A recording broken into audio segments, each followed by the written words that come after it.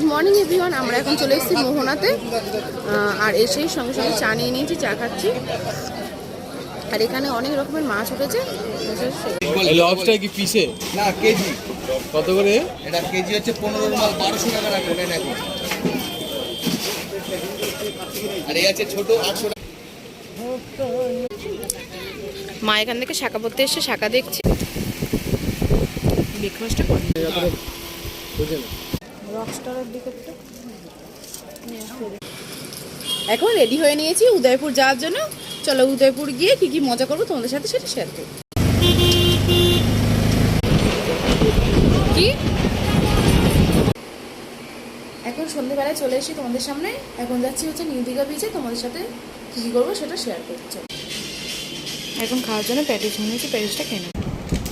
রাতের ডিনার নিয়ে বসে পড়েছি, চিকেন বিরিয়ানি আর চিকেন চাপ।